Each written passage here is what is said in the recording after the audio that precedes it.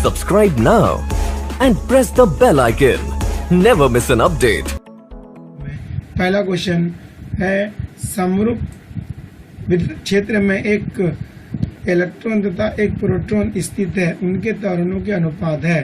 तो एक समरूप विद्युत क्षेत्र में एक इलेक्ट्रॉन और एक प्रोटॉन स्थित रहने के कारण उसके त्वरण का अनुपात जो होगा वो अनुपात होगा MP, मतलब MP/ME, इसलिए ऑप्शन इसका ग सही है।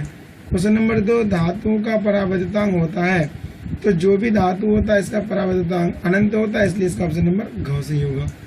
क्वेश्चन नंबर 3, विद्युत क्षेत्र की तीव्रता का ऐसा ही मात्रक है, तो विद्युत क्षेत्र की तीव्रता का ऐसा ही मात्रक न्यूटन पर कूलम होता है, इसलिए इसका ऑप्शन नंबर क सही है।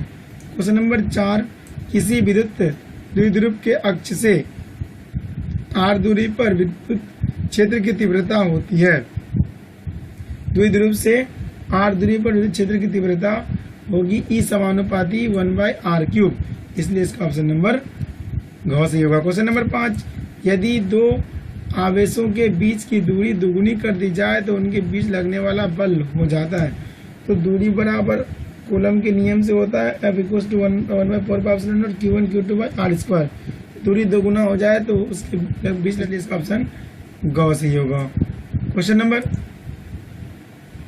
नंबर 6, एक आवेशित चालक की सतह के किसी बिंदु पर विद्युत क्षेत्र की तीव्रता, एक आवेशित चालक है, उसके सतह के किसी भी बिंदु पर विद्युत क्षेत्र की तीव्रता हो सकती है सतह के लंबवत होती है, इसलिए इसका ऑप्शन नंबर ख सही है। क्वेश्चन नंबर 7, यदि किसी खोखले गोले को धनावेशित किया जाए तो उनके भीतर का विद्युत विभव, इसके भीतर का विद्युत विभव क्या होगा, तो विद्युत क्षेत्र शून्य हो जाएगा यहाँ पे, इसलिए इसका ऑप्शन नंबर क सही है। क्वेश्चन नंबर 8, एक प्रोटॉन एक दूसरे के समीप आ रहे हैं, इस निकाय की स्थितिज ऊर्जा होगी।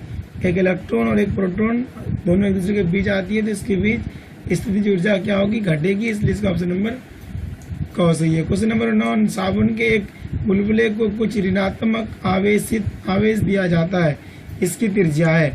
तो ऋणात्मक आवेश दिया जाता है तो इसकी त्रिज्या होगी बढ़ेगी, इसलिए इसका ऑप्शन नंबर ख सही है।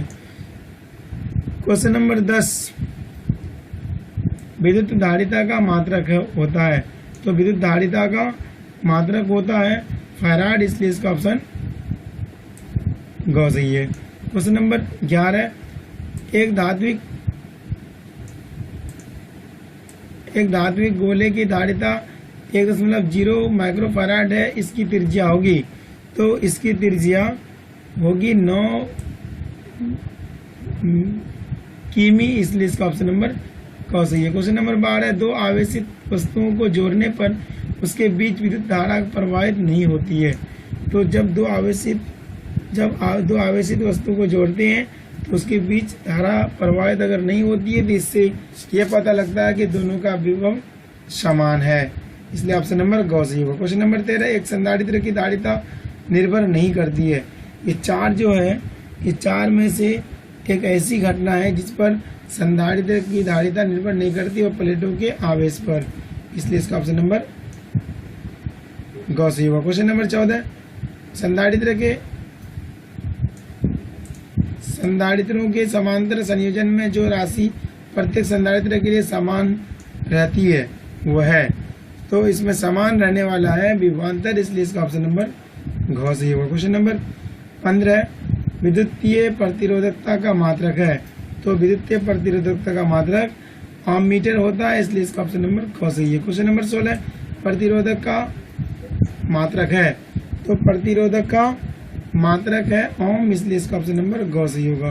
क्वेश्चन नंबर 17, इलेक्ट्रॉन वोल्ट द्वारा मापा जाता है, तो इलेक्ट्रॉन वोल्ट द्वारा मापा जाता है ऊर्जा, इसलिए इसका ऑप्शन नंबर ख सही है।